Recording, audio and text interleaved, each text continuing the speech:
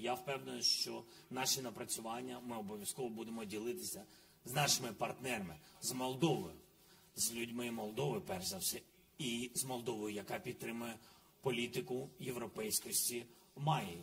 Тому що я знаю, що настрої різні є в кожній державі, але мені здається, на цьому шляху Майя обрала дуже правильні кроки, і ми будемо підтримати як можемо. Щодо наших безпекових речей, коли ми говоримо про коаліцію винищувачів або патріотів, коли ми говоримо про протиповітряну оборону, ми повинні знати, що таке війна і наслідки. Коли Росія стріляє ракетами, ці ракети можуть падати і на наших сусідів, і на Молдову, і в Білорусь, і в Польщу, і що там, давайте будемо відвертими. І це відбувається. І, на жаль, з більшістю таких ракет буде збільшуватися такі випадки. І не дай Боже, щоб це призвело до якихось жертв і страждань, бо ми точно розуміємо, що це таке. Тому всі повинні бути зацікавлені в безпековій ситуації в Україні. Вона впливає на сусідів. Do we have mic in the audience? А чи є в нас мікрофон в аудиторії? We don't. Немає в нас мікрофона. Давайте наступне тоді запитання звідсіля, прошу. Доброго вечора, господин президент. Я не умею говорить по-украински, но я буду говорить по-английски. Говорите по-русски. Но я все-таки буду по-английски. Прекрасный выбор. Спасибо. Дякую. Ви сьогодні в вашій промові зазначили таке дуже важливе питання для нашої країни. Це Придністров'я, придністровська проблема. І в наших ЗМІ, в українських ЗМІ зараз є чимало думок експертів про той факт, що якщо б молдовська влада попросила допомоги України, то це питання могло бути вирішено у військовий спосіб. Бо Молдова зараз не готова вирішувати цю проблему. Але чи Україна готова і чи можливо якось вирішити це питання, чи створити мирний спосіб, в який можна було прибрати російський контингент з території Придністров'я? Я думаю, що нам всім потрібно об'єднане суспільство в Молдові і об'єднана країна Молдови. Звичайно, ми хотіли б побажати миру і зробити це без бомб, артилерії, а це означає без смертей на вашій території. Звичайно, ми будемо робити все можливе. І ми завжди підтримуємо вас. І повірте мені, я дійсно впевнений, що це не якась фантастика. Це от той приклад, як патріоти ніколи не будуть в Україні, наші західні партнери ніколи не об'єднаються, ніколи не передадуть нам західні зразки артилерії. Але, бачите, результати є. Ми об'єднали країни, і я радий, що ми маємо зараз об'єднану Європу, а ще й не тільки Європу, а інші країни. Саме тому я не те, що сподіваюся, я впевнений. Я впевнений, що після нашої перемоги, а я впевнений, що ми переможемо, то ви також матимете об'єднану країну. Без ракет. І без Росії. Дякую, і слава Україні. Героям слава. Good Ukrainian. А тепер маємо мікрофон в аудиторії. Давайте з кінця. Дуже дякую. Томас Кучков. Це німецька газета. Пане президенте, ви говорили про ваші очікування відносно членства в НАТО. І ви також згадували про чітке запрошення на наступному саміті, а також про гарантії безпеки. Якщо буде мирне врегулювання, чи ви погодились би отримати гарантії безпеки, які не приведуть вас до НАТО? Тобто щось, що не НАТО. Дякую. Дякую вам за запитання. Треба, по-перше, тут може бути у нас діалог. Тут ми можемо зараз з вами застрягти на години ці дискусії. Що це таке мирне урегулювання? А з ким воно? Хто є гаранти? Тобто НАТО – це абсолютно зрозуміла фабула, зрозуміла інфраструктура of security guarantees for Ukraine. Так? А що таке, наприклад, не НАТО?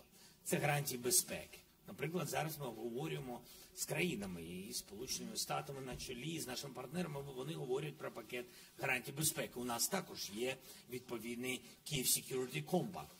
І він базується на тих гарантіях, які нам потрібні, тому що ми проходимо цю війну своїм життям. Ми точно розуміємо, що нам потрібно. Ну і отже, у нас є гарантії безпеки. Вони потрібні нам для чого? Для того, що ми не в НАТО. Так, в інакшому випадку на нас би Росія не напала. Або, якщо б напала, нас би захищав Союз. Але, тим не менш, я вважаю, не напала. Тому що не знаю зараз прикладів, на яку країну НАТО з агресією прийшла Росія. Я поки що цього не бачу. Це говорить, що найкращі гарантії безпеки – це НАТО. Давайте уявимо собі, що, наприклад, хтось, ви з Німеччини? Ну, от, уявимо, що хтось. Уявимо, що хтось, ну, наприклад, буде думати, чи давати нам відповідні гарантії безпеки. Тобто потрібно зрозуміти тоді, які. Якщо це не НАТО, то що? Що так гарантує? І хто? Найважливіше, хто гарантер? У нас був Будапештський меморандум, і там були відповідні лідери, дуже поважні лідери. І що трапилось, ми знаємо. Ми віддали ядерну зброю, ми сучасні цивілізовані люди, ми це зробили, країна зробила такий вибір, віддала, але замість повинна була отримати захист, підтримку, щонайменше суверенітету і щонайменше територіальної цілісності України. Україна частково втратила територію. Так, тимчасово, але втратила. І людей втратила, які захищають державу, і вже не тимчасово, а назавжди. Ось і все. Тому чи існують якісь гарантії безпеки, окрім НАТО? Напевно, треба думати, що це. Ми хотіли би мати гарантії НАТО. І поки ми не в НАТО, ми хочемо мати гарантії безпеки. І бажано, щоб при гарантіях безпеки був чіткий сигнал, що вони діють до тих пір, поки Україна не буде в НАТО. Ось приблизно так. Я не знаю, може ви щось інше хотіли почути? Може, вийшло, як вийшло.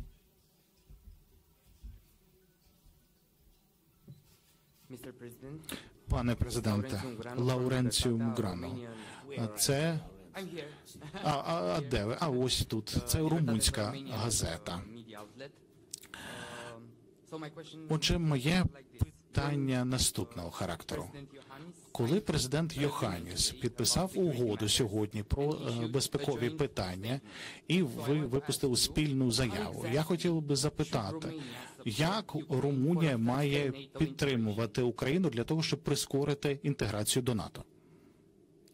Перш за все, Румунія підтримує Україну, я вдячний, і нас дійсно підтримує, а хлопців наших і дівчат на полі бою, підтримуючи нашу армію, я дуже вдячний президенту Йоханнісу, і дійсно у нас прекрасні стосунки, предметні стосунки, і це дуже важливо. І вони, напевно, змінились, поглибшили з моменту, коли Йоханніс разом з іншими лідерами приїхав важливий момент в Київ щодо підтримки України, щодо надання статусу кандидата в Європейський Союз. І з того моменту, мені здається, у нас інші стосунки, кращі.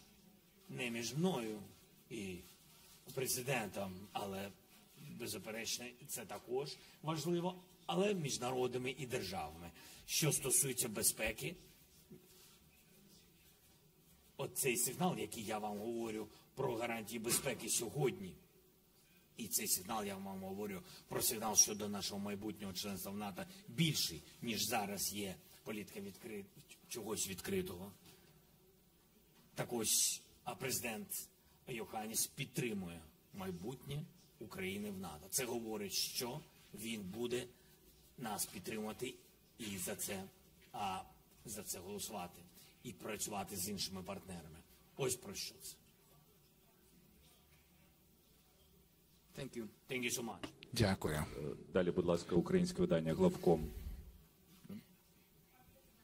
Почекайте мікрофон. Доброго дня, пане президенте. Ви вже трошки відійшли від цієї теми, але я хотіла уточнити все ж таки щодо придністровського конфлікту. Ви зазначили під час свого виступу при відкритті, що про російську присутність, як саме будуть виводитися російські війська із окупованої території, і чи буде Україна ініціювати перегляд переговорного процесу 5+2, частиною якого ми також являємося? Дякую.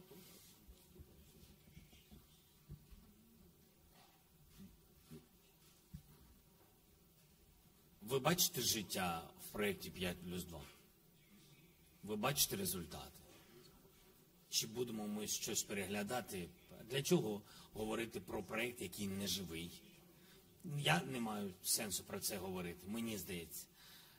Треба говорити з позиції сильної держави, держави-переможця, яка відвоювала свою землю. В цей момент і треба буде говорити. Це перше. У нас є спільна позиція з Молдовою з точки зору єдності Молдови. Це друге. І будемо працювати тут вже зрозуміло. Я не знаю, чи знадобиться допомога інших партнерів. Напевно, в цій ситуації може і Румунія, і близькі наші партнери в цьому сенсі може будемо говорити разом. Може Молдова захоче підключити ще якісь держав, але точно Україна буде грати одну з головних ролей, бо у нас кордон.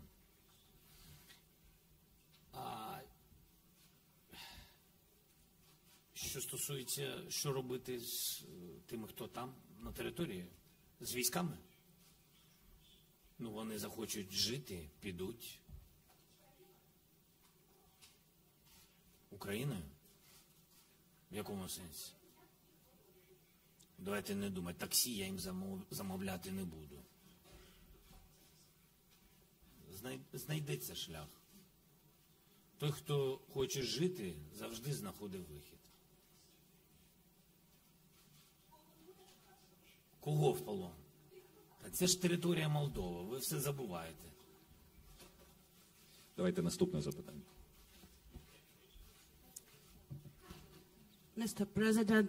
Пане президенте, дуже дякую за те, що ви відвідали нашу країну у такі складні часи для України.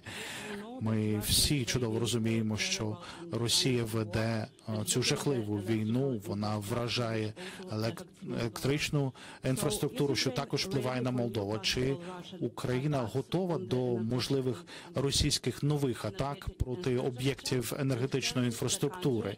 І чи може Україна та Молдова бути захищеною від можливих блекаутів в такому випадку? Вибачте, ви представились, не спочатку? My name is Dar'ya Slabodchikova. Мене звати Дар'я Слободчикова, видання Newsmaker. Це з Молдови. Дар'я, так? Dar'я. Дар'я, дуже добре. Дар'я, у нас кожного дня атаки на нашу енергосистему, на водопостачання, на газову систему, на інфраструктурні вузли, на транспортні вузли, порти і найтрагічніше на звичайних людей, дитсадочки, школи. Тому як з цим жити? Ну, боремося, живемо. Більше партнери допоможуть, захистимо. Але треба, щоб ще місцева влада там вмикала голову. Ви знаєте, у нас там була сьогодні трагедія, люди не попали в укриття. Але ми зараз повернемось, поставимо голову на місце. Обов'язково. Так ось, блекаут ми пережили взимку. Нічого гарного в цьому немає. Молдові цього не бажаємо. До речі, яка б у нас складна не була зима, ми в якийсь момент допомагали Молдові. Майя зверталася, допомогти був дефіцит з електрикою, з електричною електрикою, і що змогли, те зробили. Якщо б варвари з Росії не захопили нашу Запорізьку атомну станцію, 6 блоків, у нас був профіцит, ми б більше допомогли, дуже сильно допомогли і дешево б допомогли. Мені здається, це також важливо для людей знати. Тому вони ті, хто вони є. Ми точно не кинемо Молдову, як я і сказав, будемо допомагати. Блекаут, ну бачите, ми ж нормально, якось вижили, так що нічого не бійтесь. Can we do something together to be more... Чи ми можемо зробити щось разом для того, щоб бути більш захищеними Я в цьому сьогодні аспекті? зустрічався з прем'єр-міністром, не тільки з президентом, з мадам-президентом, а також зустрічався з прем'єр-міністром.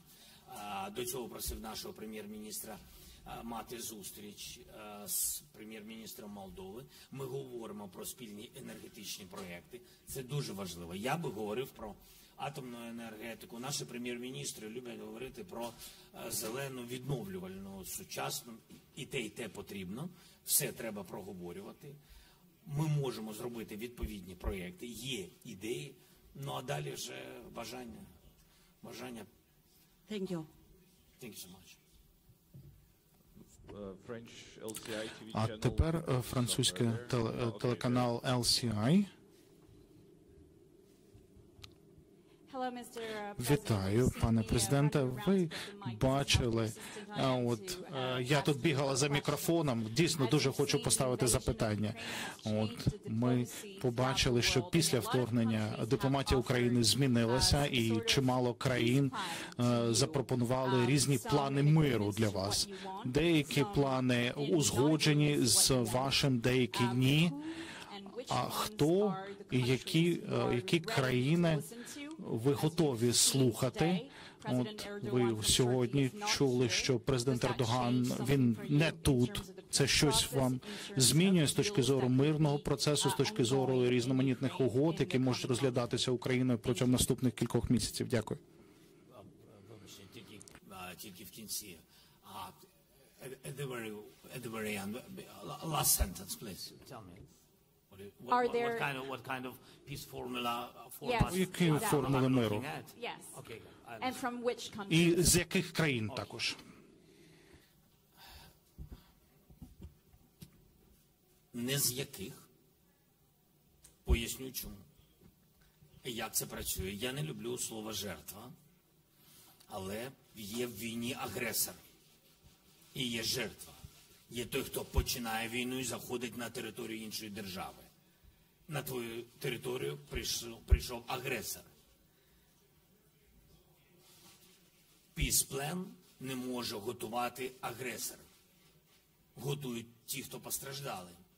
Війна на нашій землі, тому піс-формула може бути тільки наша.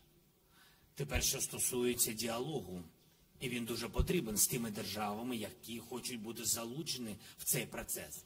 І я дуже зацікавлений, щоб свої ініціативи країни привносили, але на наш базис, на нашу платформу. Я не говорю, що вона остаточна, тому що це і є дипломатія. Якщо ти розмовляєш не ракетами, як Росія, ти розмовляєш словами. І це нормально, коли люди з інших континентів не стоять осторонь, а хочуть долучитися для того, щоб закінчити війну. Вони повинні давати свої ініціативи. Я маю на увазі, вони мають повне право. І ми вдячні, якщо вони прийдуть до нас, не нав'язуючи, а пропонуючи. І це і є діалог. І тут може бути будь-яка країна, окрім країни-агресора. Будь-яка країна, яка щось пропонує. Не Росія через якусь країну. Ну, тому що ми ж адекватні люди, ми ж одразу бачимо, як то кажуть, почерк. І тому, будь ласка, свої пропозиції, свої ідеї. Бажано, щоб на наш Peace Formula Summit були залучені максимальна кількість країн з різних куточків світу. Це дуже-дуже важливо, тому що я впевнений, що формула миру і відповідний саміт, я не знаю, скільки буде наших зустрічей в цьому форматі, скільки буде таких самітів, але я точно знаю, що це може бути фундаментом безпекової інфраструктури для світу на майбутнє. Коли ти залучаєш весь світ і показуєш, що одна країна ізольована через її агресію, ось що з тобою буде, що всі об'єднаються, незважаючи на різні інтереси, всі об'єднаються, і навіть хтось не проти них, а проти війни і проти просто агресії, авторитаризму. І тому ми я підтримую саме такий формат. Шановні колеги, на жаль, ще на 2 тільки запитання маємо час, тому будемо скоро завершувати. Михайла Табарча з також молдовська медіа. Кілька посадовців з Києва сказали, що Україна може допомогти Молдові із вирішенням проблеми з Придністров'ям, якщо буде запит Кишиньова. Так чи цей запит обговорювався на найвищому рівні? Що може зробити Україна? Бо Придністров'я все ж таки це регіон на кордоні з Україною, і там Росія розташовує приблизно 2000 військових. Україна може реагувати і допомагати Молдові тільки, якщо є запит. Тільки, якщо є запит. На найвищому рівні військово-політичного керівництва, офіційного керівництва Молдови. І тоді обов'язково Україна буде реагувати. Але кажуть, ніби що вже був такий запит. Чи є запит, чи ні? Я думаю, ви відчули. With Transnistria. You're from Transnistria? А ви з Трансністрії? З Придністров'я? Ні, я з Кишинева. Чого ви так боїтесь? Why are you so Я afraid? їздив, до речі, через Трансністрію, ви знаєте? Прилітав в Кишинев, і їхав через Придністров'я. І як? Вважаю, що вони, це не вони, Росія, але і вони. Вони підтримали цю політику абсолютно неправильно. Вибачте, при всій повазі, там не Швейцарія. Тому я вважаю, що вони повинні об'єднатися з їх державою, з їх історією, з Молдовою. Але я їхав, бачив, ще це було до війни. Дуже був здивований. Бачив прапори російські, радянські і ще якісь. І не бачив молдовські. Мені здається, це неправильно. Я ж не суддя. Але офіційного запиту не було. Це я так вам кажу відверто. Колеги, останнє запитання. Ще раз?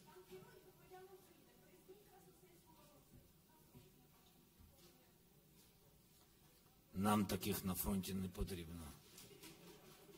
Дуже дякую. У нас ми не позбавляємось людей на фронті. На фронті бути України – це велика честь, і там героїчні люди. А цих не треба.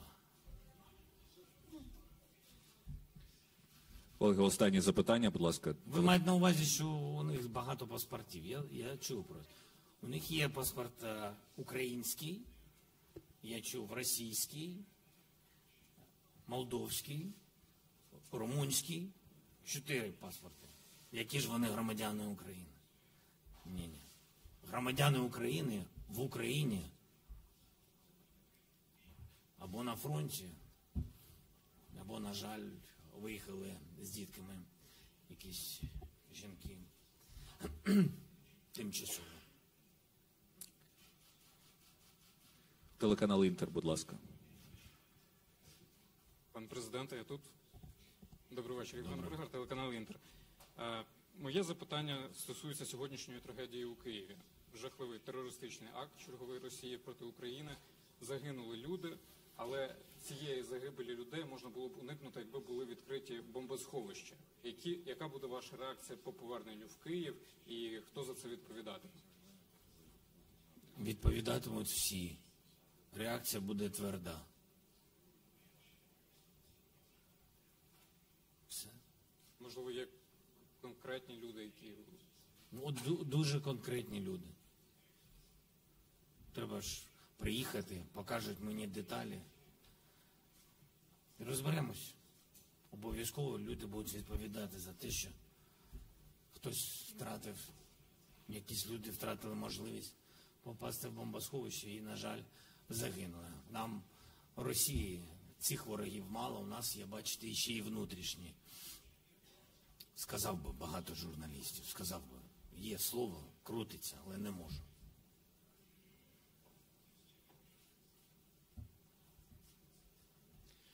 Шановні колеги, наш час вичерпано. Дякую вам усім за запитання. Прес-конференцію завершено. Сказав би так, може бути нокаут. Дякую.